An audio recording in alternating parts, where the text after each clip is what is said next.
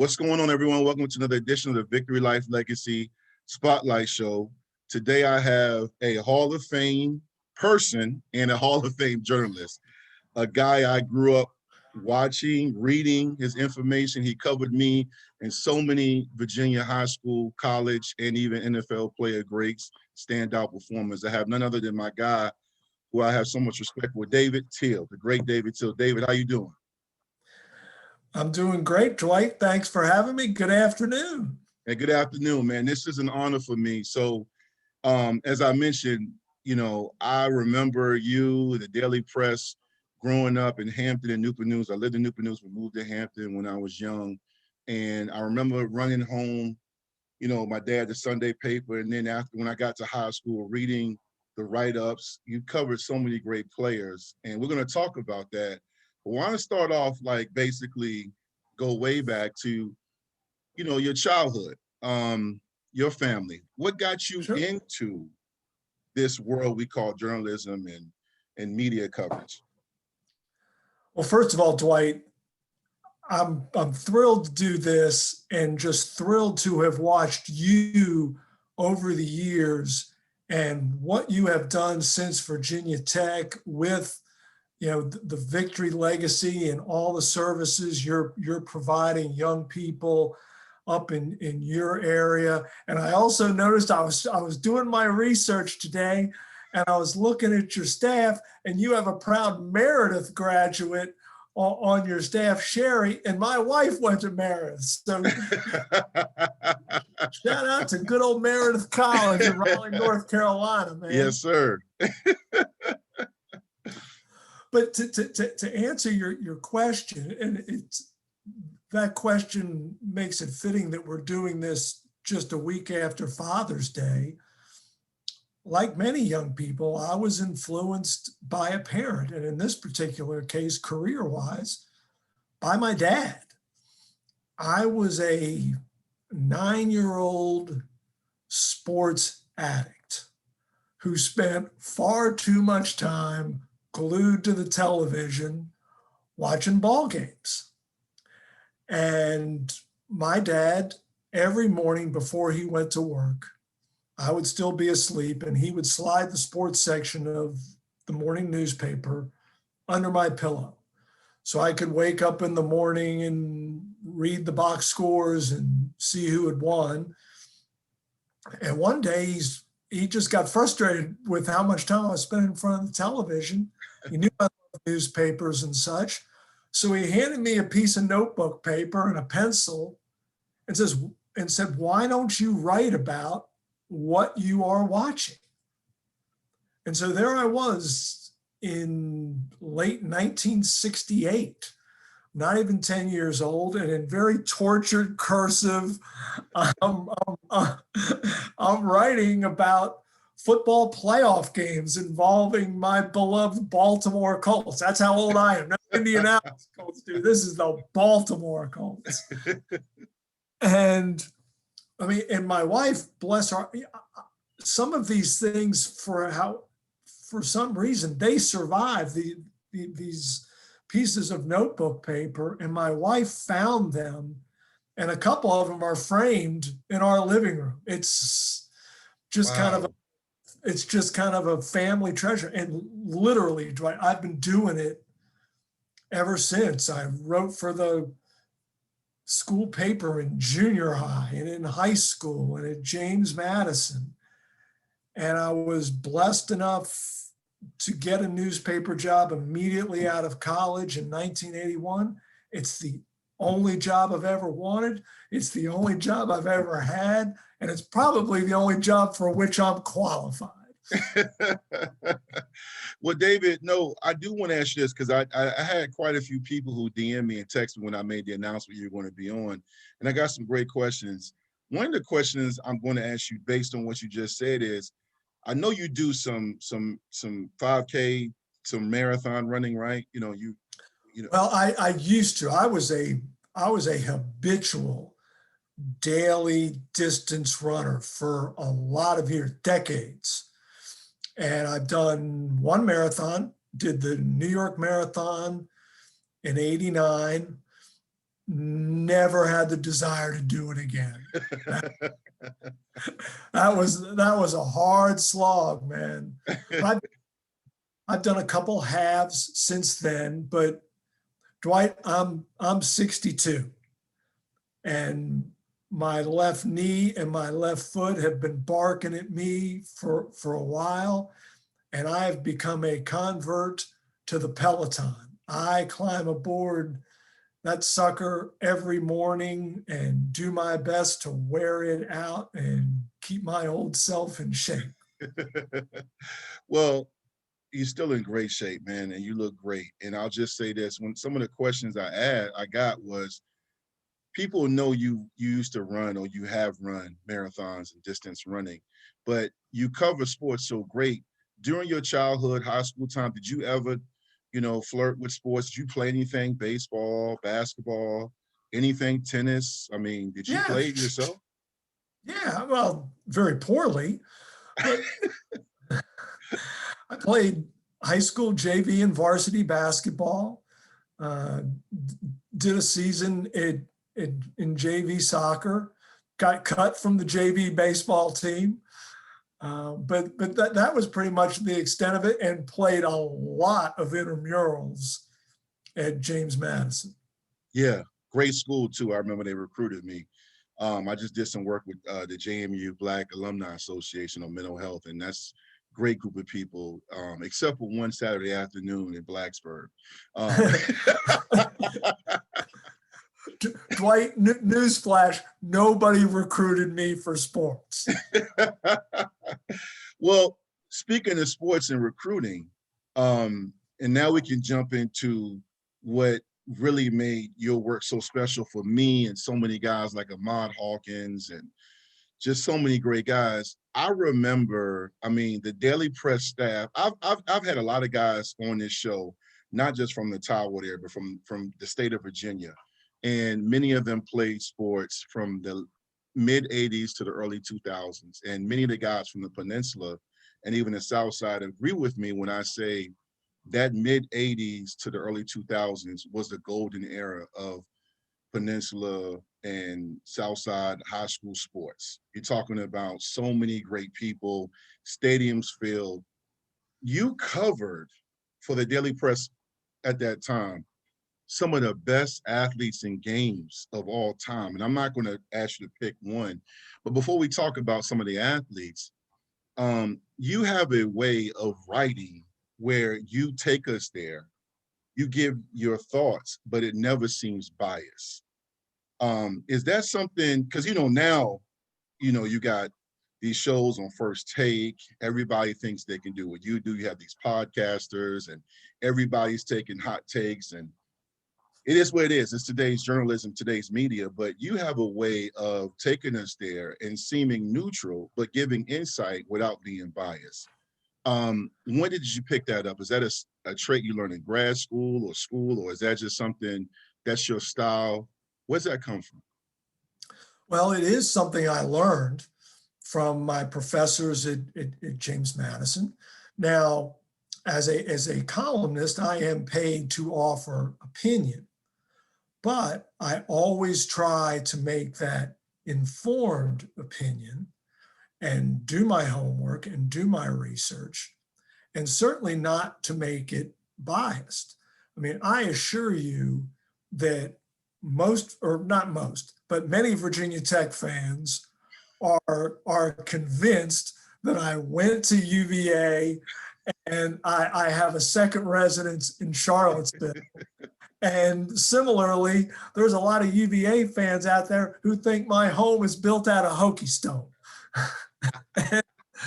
The beauty of it is I didn't go to either school. I can just claim complete neutrality. I went to JMU. JMU has beaten Virginia Tech. JMU has beaten UVA, and it doesn't matter to me. I lost my fandom a long time ago. I'm a fan of great stories. I am a fan of great athletes. That's my bread and butter. I do want to ask you this. you talk to athletes, and I have athletes on my show, even when I'm just texting guys or we're in the barbershop or when I do radio, I'm asked who I admire. I grew up, in, where I'm from, in the Tidewater area, Hampton Roads. And at that time, my dad, who still is a Washington football fan, I admired the Dexter Manleys, the Russ Grimms, the Jim Lachey's. I was an offensive defensive lineman. For journalists like yourself, when you mentioned your dad's impact on you, but are there other writers, at the time you were coming up that you were like, I got to read his or hers work? And are there guys that you check for now when they put something out, on Twitter or an article, you say, I'm going to make sure I read that? Oh, absolutely. I mean, growing up, Sports Illustrated was the gold standard. I mean, writers such as Gary Smith and Frank DeFord and just all time greats. And then newspaper columnists such as Dave Kindred and Tony Kornheiser in Washington, and Bill Millsaps and Bill Brill here in Virginia, who became mentors of mine. And writers from around the country, Jim Murray in Los Angeles. Now, none of these folks is active now, but you asked about today. There are so many good, just outstanding young journalists who I always read. Friends of mine, I mean, Nicole Auerbach at The Athletic, Dana O'Neill also at The Athletic, Andy Bitter, who covers Virginia Tech for The Athletic, Mike Barber, who covers the ACC for the newspaper that I now work for, the Richmond Times-Dispatch. All those folks, I always am reading them.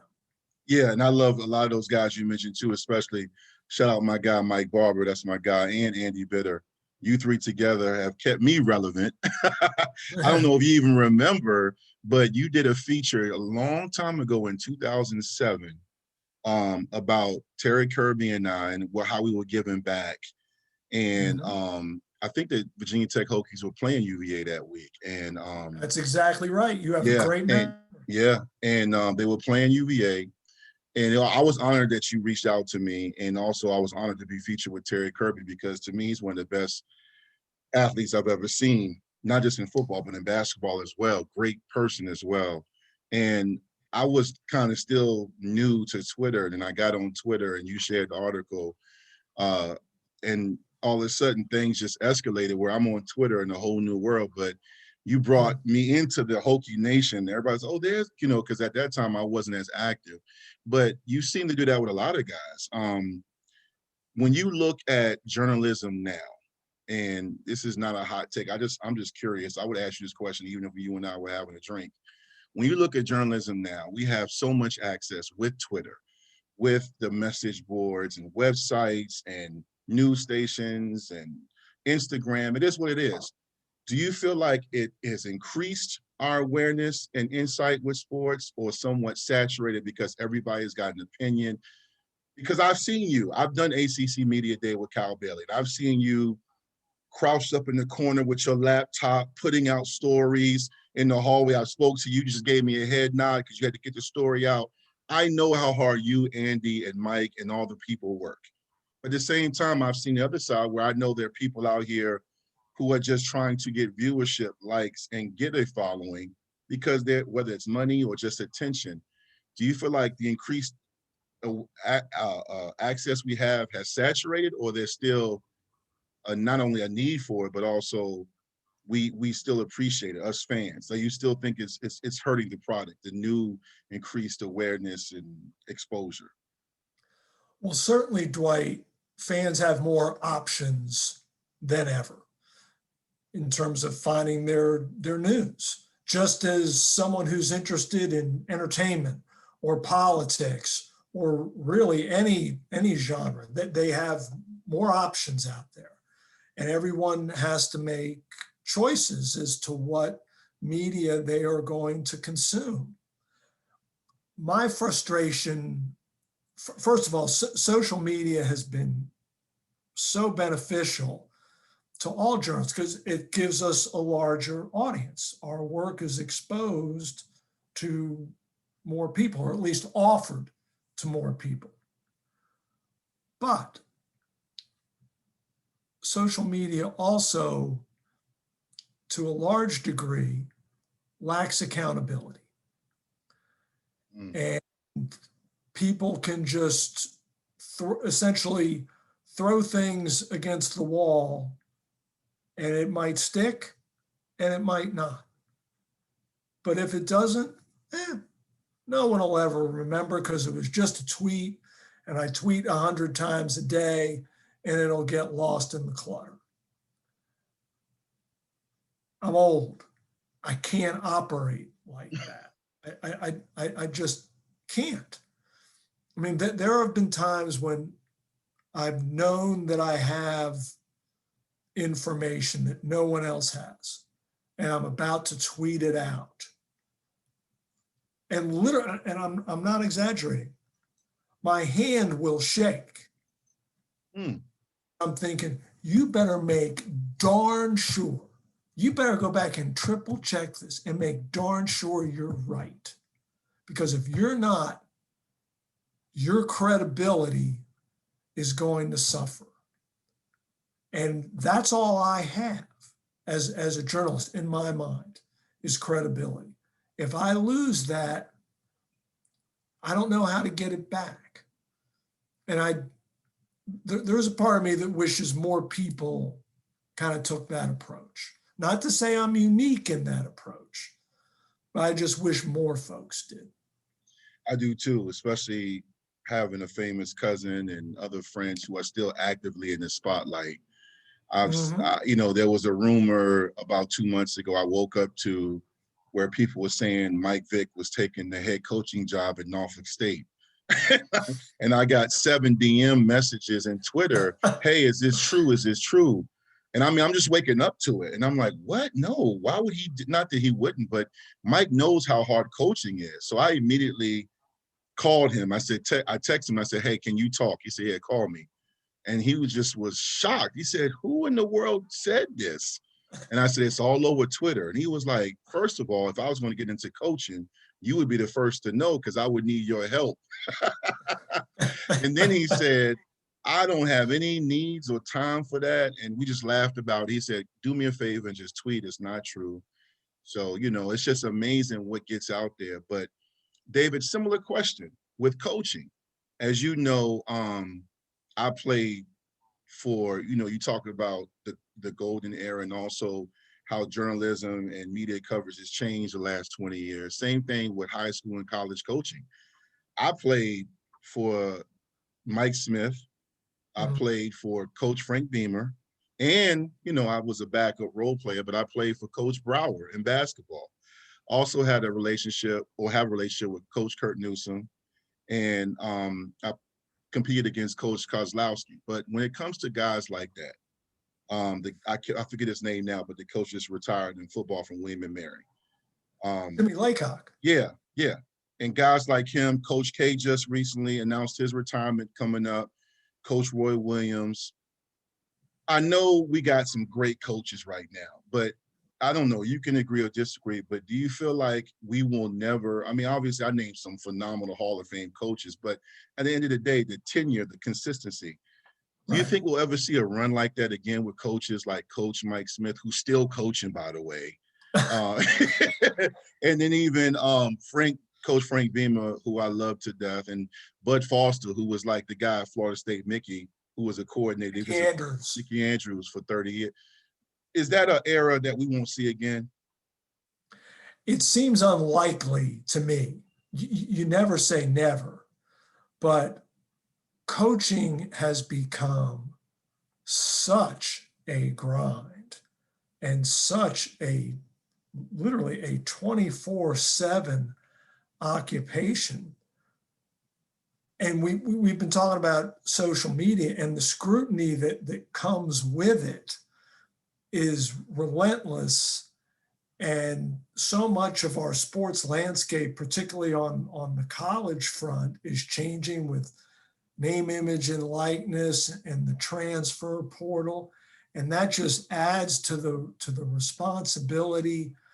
You know, a guy like Mike Krzyzewski being at Duke for 40 plus years, or Jim Boeheim at Syracuse for 40 plus years, Mike Smith at Hampton High. I've lost track of how long I'm grinding. But Jimmy Laycock was at William and Mary for more than 3 decades. And you mentioned Coach Beamer, who was 29 seasons at his alma mater, Virginia Tech. It's hard to imagine. Plus, you know, let's be frank, at least at the upper echelon of the college game, the money's so good, you know, you can retire at a pretty early age. And True. Yeah, real true. Yeah, no, I just the older I get, the more, you know, as I have 3 athletes as my own children, and we talk and they ask me about my career. Now that they want to know about it. It's amazing because I talk to so many of my former teammates and friends, and we are more thankful and appreciated, not only for the life lessons and the coaching, but what they give up. Just like I mentioned how hard you and Andy and Mike and so many guys in your profession and women work, how hard the work you put in. I've dabbled with being a columnist, but I'm not on your level, and I just enjoyed writing. But I know the work that goes in behind coaching as well. And it just seems like with the instant expectations from fans, the pressure, you know, I've talked to Bud on and off record, and I know the work they put in. It is a different time now. You know, I don't know how guys do it, but I respect the work they put in. It's very difficult. It's rewarding because you're changing lives, but it's a lot of, you don't see, I know there was an article released recently with even the high school level where I'm from in the Tidewater area, where you see now a trend where guys are just resigning or just stop coaching altogether for the pressures. And social media and parents and expectations play a part.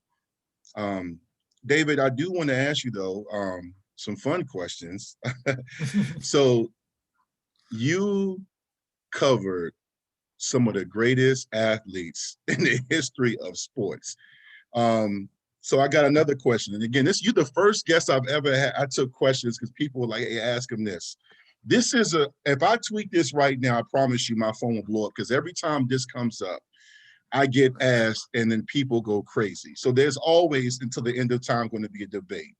You have, who was the best quarterback from the Peninsula District, or even you want to say the Tidewater area? The names that come up are always typically Michael Vick, Aaron Brooks, Ronald Curry, and Allen Iverson. But then somebody even threw in Taj Boyd and Tyrod Taylor. And I would be very disrespectful if I didn't even mention throwing myself, Eric Hunter and Aaron Sparrow.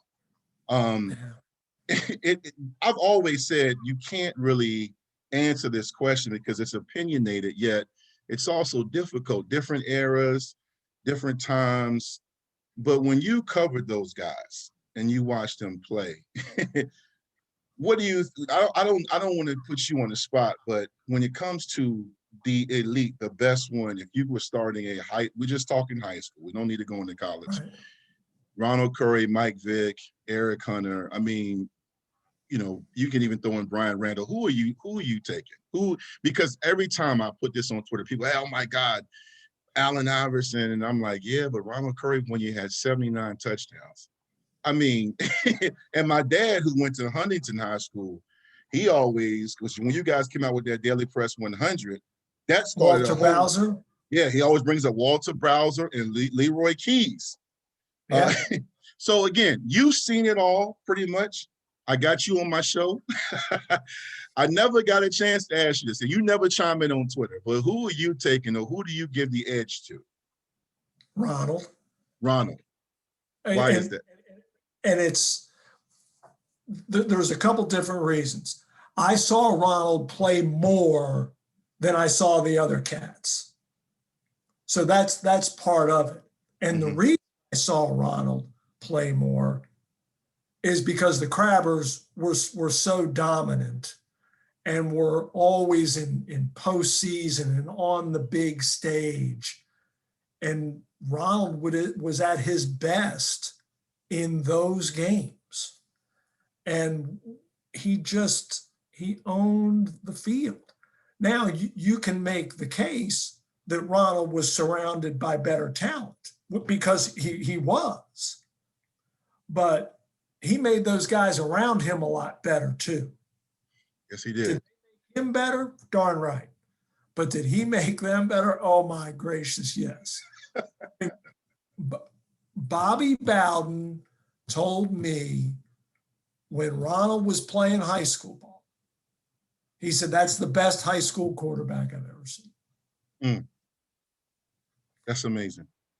I'll take Coach Bowden. He knows what he's talking about. And oh, by the way, Coach Bowden, he had Charlie Ward. I know. This is after Charlie Ward.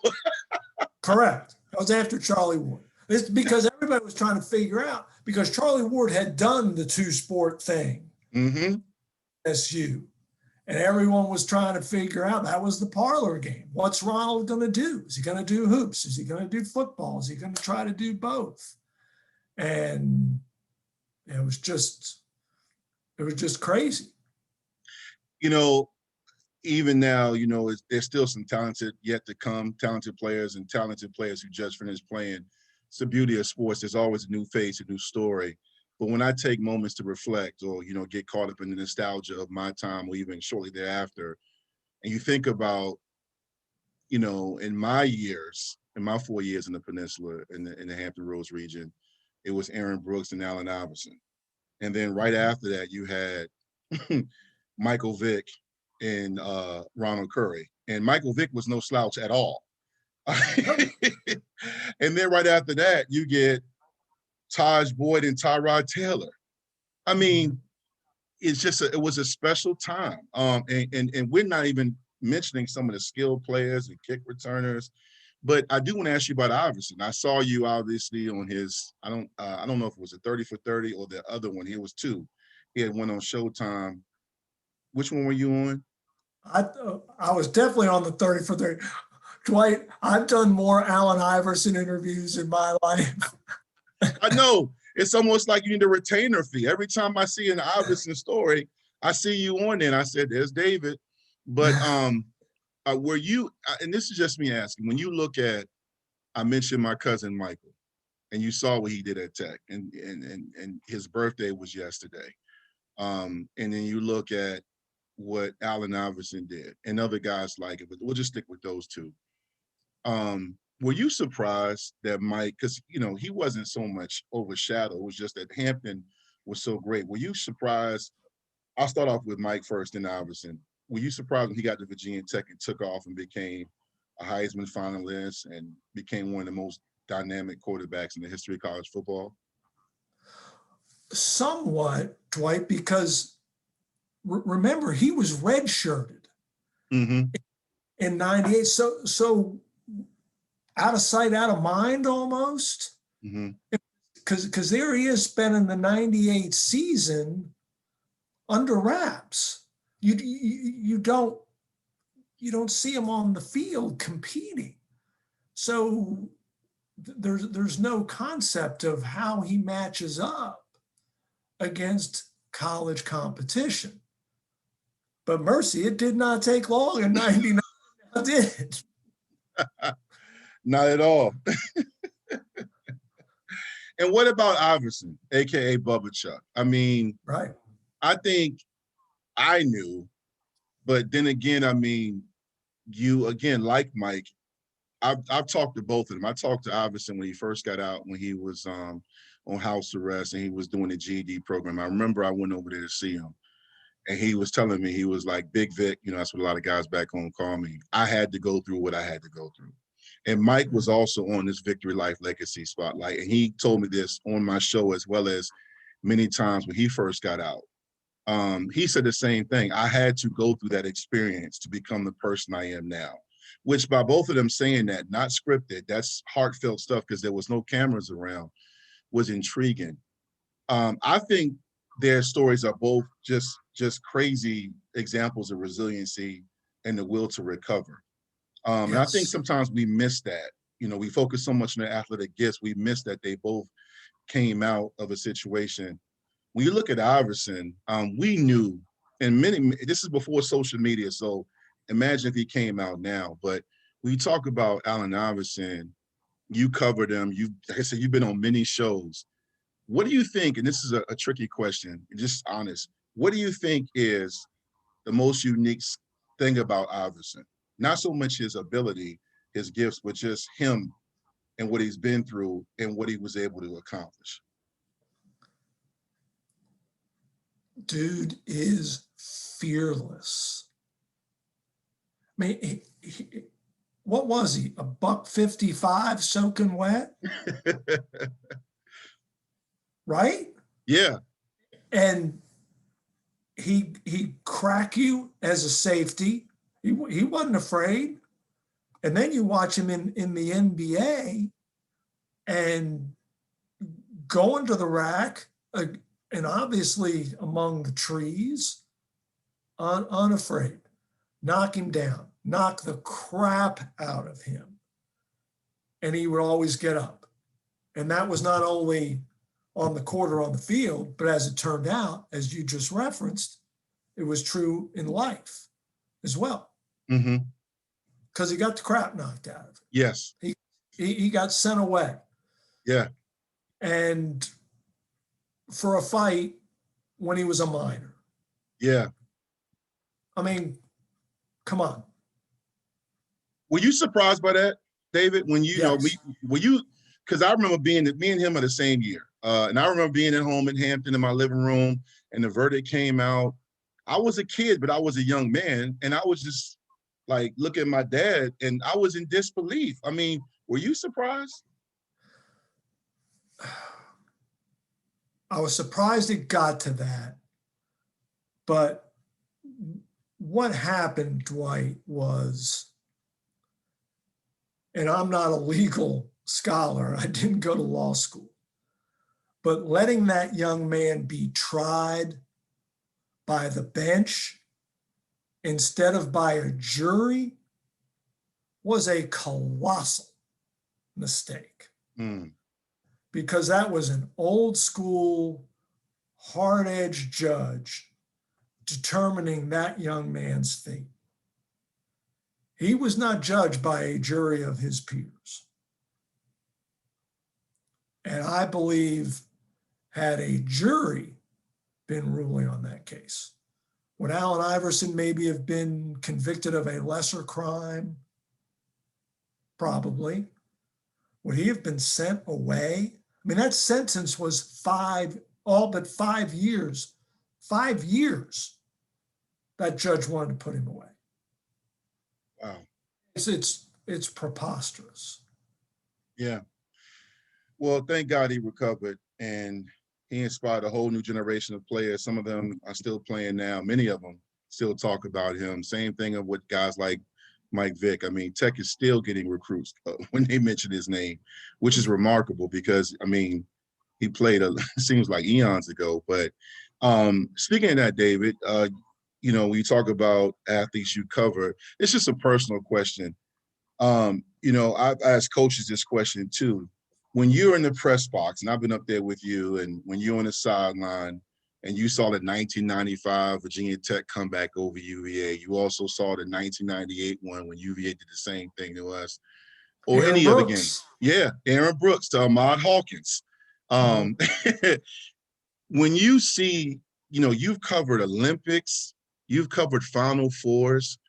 Do you ever find yourself, because you're working, you're not there, like you're not at home, or you're not, in the stands with your boys, and you're not, having a cold when you're working. But do you ever find yourself like, man, I'm just blessed and honored to see this game? Because I know now I'm done. I've been done for a while. And I'll watch a game and I'll look to my wife. I said, this is, especially if I'm there, I'm like, this is special. Like, I'm enjoying this. I'm a fan of this moment. Do you find yourself like, I'm working, I'm taking notes, but like, this is like one of the best experiences of my life. You ever get caught up in the moment? 100%. And I'm telling you, the day I lose that is probably the day I retire. Mm. Because to me, that's the joy and the thrill of this job. I mean, I'm basically stuck in perpetual adolescence. I've never had to grow up. I get paid to go watch sports and go to Final Fours and go cover Mike Tomlin coaching in his first Super Bowl, and go cover Allen Iverson at Georgetown and Michael Vick with the Atlanta Falcons and the Philadelphia Eagles. And Michael Vick, I was there in Lambeau Field with the snow coming down when Michael Vick became the first visiting quarterback to ever win a playoff game at Lambeau Field. Crazy. Dude, if you don't walk out of Lambeau Field that night pinching yourself and saying, boy, am I stupid lucky or what, then you've lost all perspective. Yeah. I just brought up, Virginia Tech and UVA and the comebacks, the 95 comeback. And then my senior year, my last game in Lane, the 98 comeback when Aaron Brooks, we were up 29-7 or 14, something like that. And Aaron brought. It was 7. Yeah. You almost jinxed us this year because I was getting on you and Mike Barber because you said, Tech was up 27-7, and you brought up, and I was thinking it, but I was not going to tweet it. And you brought it up, and I said, please, David, don't do this to me. Tech didn't have a great season last year, and we needed that win, and it's UVA. But I was thinking it because I experienced it. But I've been asked a lot over the years because, I've been labeled the voice of reason for the Hokies, and I'm very active in social media, but I keep a rational mindset. I catch a lot of heat for this sometimes because I'm one of the few people that want to see what I experience, what me and Elton Brown and Robert Hunt and Aaron Brooks and Ahmad Hawkins experience. And that was UVA and Tech both relevant and ranked and winning. And I've always felt, I know recruiting has changed. Virginia is no longer the best kept secret and really hasn't been, but now more big time programs are coming. We're not getting the in-state players, but again, I'm not going to get into recruiting, but I've always felt that when, for example, I mentioned 2007, when you did the article on me and my family, when we met up in Blacksburg, what I found was great was that the week building up, UVA had a great squad. It was for the Coastal. Right. They had Chris Long and Tech was rotating Tyrod and Glennon. And both teams, and Mike Rowe was coaching, and Beamer, obviously, we know, his record and how he was, and it was exciting. And the national media was covering it. Same thing in 2011, but it's been far few in between. Do you share my sentiments when you want the UVA Tech rivalry to be relevant? I'm envious of Ohio State and Michigan and Alabama and Auburn. What are you thinking? Oh, hey, the more people who are interested in the Virginia Tech-Virginia rivalry the last weekend in November, the better it is for me and all my colleagues. The more people who are reading and interested, absolutely. And it does, the buildup. I think there's been 3 times when the Tech UVA game is winner take all for the Coastal.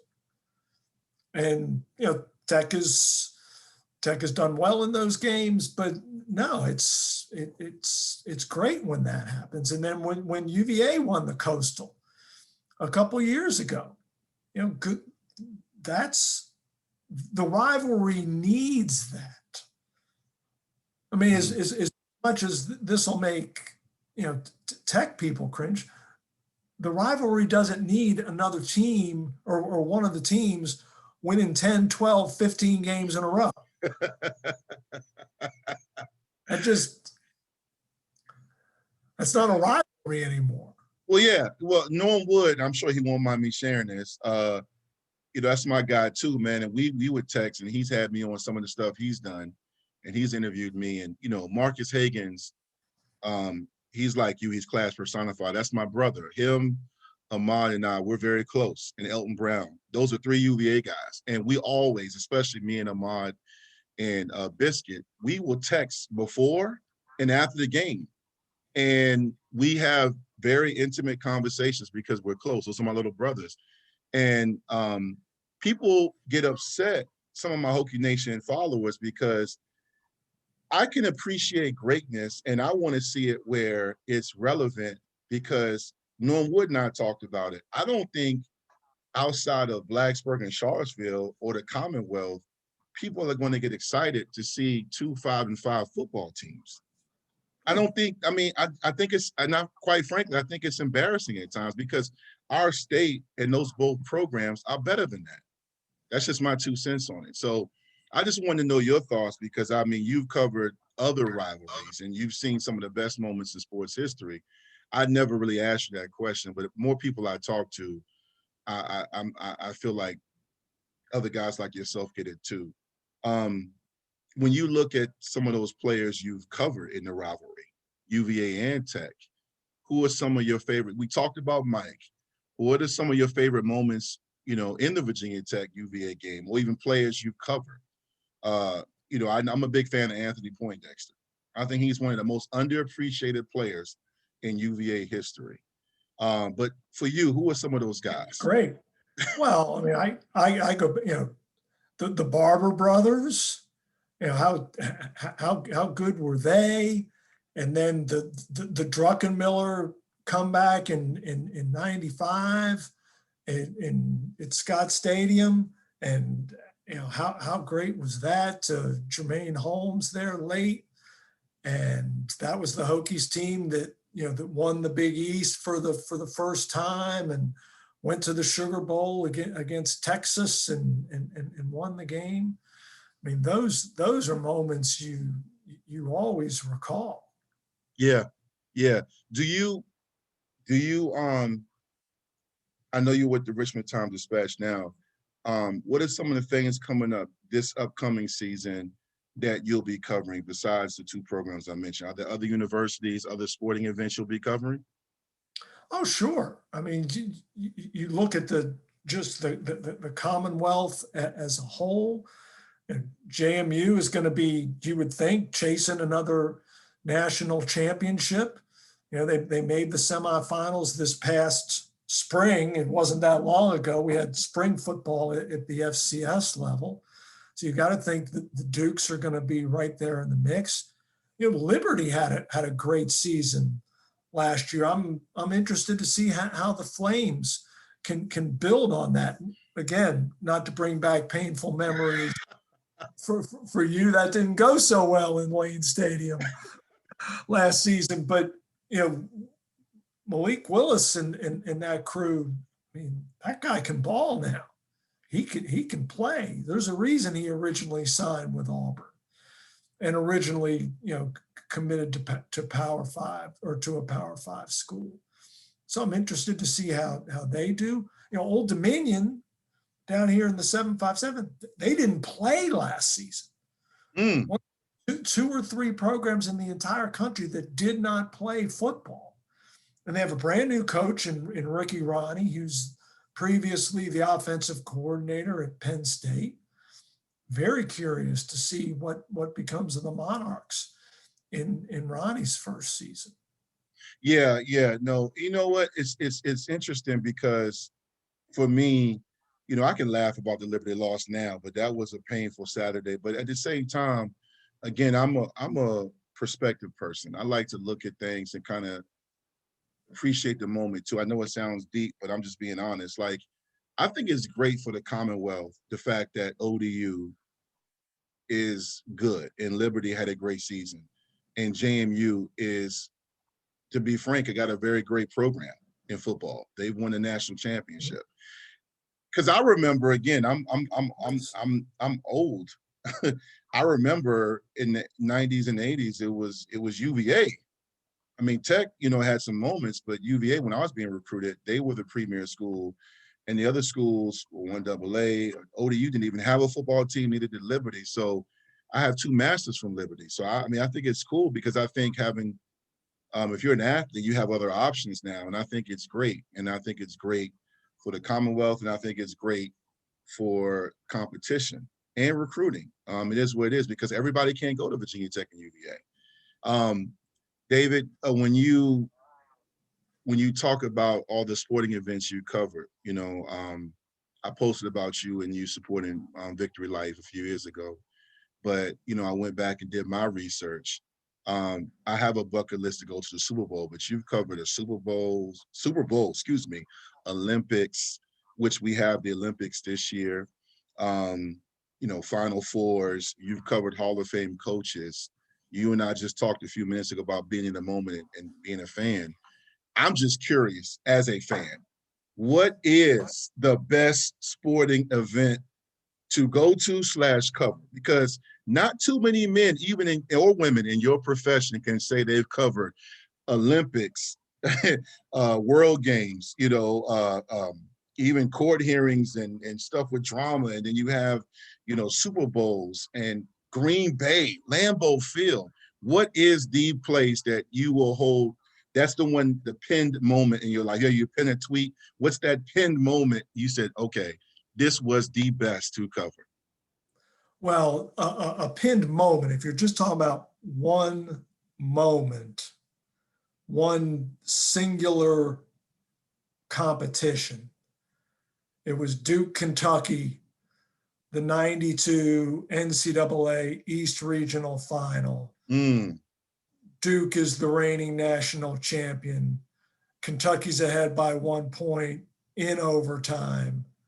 And Grant Hill throws the pass to Christian Laettner, and he buries the jumper at the buzzer to win by 1. And you remember my friend Dave Fairbank, who was my colleague at the Daily Press. Yes, sir. For many, many years. And Dave and I were both courtside. And I grabbed him when that shot went through the buzzer, or went through the bucket at the buzzer. And I told him, I hope you understand, we just saw the greatest college basketball game ever. And we had, and no game has ever surpassed it. Now, UVA's run to the national championship, I mean, those games were crazy. The game, especially the last 3 against Purdue, Auburn, and Texas Tech, just unbelievable comebacks. But Duke, Kentucky, for just that one sheer moment of, oh my God, drama. That was it. I am so jealous. I got chills right now. I remember watching that. Again, I was in high school, and that is crazy you were there for that. I mean, I showed that to my son who just turned 15 in May, and he finally can appreciate stuff like that now. The only thing he was critical of is it wasn't in high def. But he's starting to understand his basketball and sports history as well. Just a few more questions, David. This has been a lot of fun. So you now, as you and I talked about offline, we're friends on Facebook, and I know you, and I see you on Twitter. It's safe to say all your great things you've done. You're a Hall of Fame writer. You've interviewed and covered great people and great athletes. But you also are a family man. You are a father and a husband. I always give my guests, whether they be moms or wives or fathers or husbands or dads or whatever, to speak a little bit about what it means, especially we just recently celebrated Father's Day. Is that a greatest feeling you ever had, is being a father? Just, having a family, and do they understand the work you put in? Because I know there's a lot of traveling involved, and how they've helped you be successful. Dwight, as you well know, family is everything. And I come at it from a little bit of a different perspective, because I didn't become a family man until very late in life. Mm-hmm. As all my basketball coaches would tell you, I've always been a step slow. And I was that way in life. I didn't get married until I was 51. And I became a dad about 15, 16 months later. So I became a dad at 52. So here I am at 62 with a soon-to-be 10-year-old daughter. And when it happens that late in life, when for decades you thought it wouldn't, I think your appreciation grows even more. And then when you consider the wonderful woman I married, Jill, a Kecoughtan grad, Hampton girl through and through, who when we got home from our honeymoon, it was late August, and we had some gift cards from Target. And she said, you know, it's football season. We could use a bigger TV. And I'm like, did I hit the marital lottery or what? Right? That is awesome. Right. I mean, well, one of the reasons I fell in love with this woman was her idea of a vacation. She used to vacation by herself. She would go to the ACC basketball tournament. Wow. That's crazy. And she was a far better athlete than I ever was. She played tennis, basketball, and softball at Kecoughtan, and she was a starting catcher at Meredith. Wow. Okay. So you married an athlete. Yeah, a far superior one to myself, I assure you. No doubt. Kecoughtan. That's what's up. Yeah. Well, you know, David, we come to the part of my show where I allow my guests to share their final thoughts, man. I honestly could talk to you all day. I mean, like I say, when I get online, especially during the seasons, I always check for your tweets and check for your work, as a lot of guys did, and they still do. But there's some up and coming David Teels right now. And there's some women who are also going to get into journalism and writing and covering sports, or even just in the media. Every decade, it's evolving. Every year, every month, it's evolving and changing. But you seem to be ahead of the curve or right there with it, never missing a beat. A lot of people respect your insight and your opinion. That's a gift and a huge responsibility. With that being said, what final thoughts and insight do you want to share for the up and coming David Teels, male and females, that are going to get into the same business you do? What point do you want to make to them? Well, first of all, Tiny Teel, AKA Laura, would be very upset if I didn't shout her out first. And she is daddy's girl, and I pray will forever be that. But I tell her all the time that she can be anything she wants to be. That don't ever let anyone tell you just because, oh, you're a girl. That's BS. And that's why I would certainly say to any aspiring female journalist or minority journalist, I mean, for far too long, what I did in the world of journalism at large was dominated by white males. And it did not reflect the diversity of our world. Are we there yet? No. Are we a heck of a lot better than we used to be? Yes. And for anyone who aspires to any type of journalism, I would encourage them to read. Find who you like. Don't copy them, but notice what they do and try to be just as good, or kind of meld what they do into your own style. I would encourage people as they enter college not to just focus on journalism or communications, but to get as broad-based an education as possible. Never could I have dreamed that the business courses and the law course and the liberal arts courses that I took at James Madison would have benefited me as much as they have in my career, because it's not just sports. You know, the old adage, stick to sports, please. If you just stick to sports in my business, you're negligent, because sports reflects society. And there are business components to this. There are legal components to this. I mean, my gosh, the Supreme Court last week weighed in to intercollegiate athletics. If that doesn't tell you how much the sports world intersects with everything else.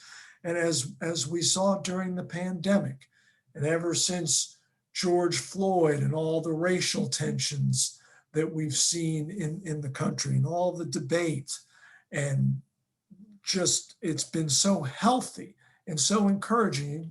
You referenced Biscuit. That's what we know him as, Marcus Hagens, the receivers coach at UVA, who's so near and dear to you.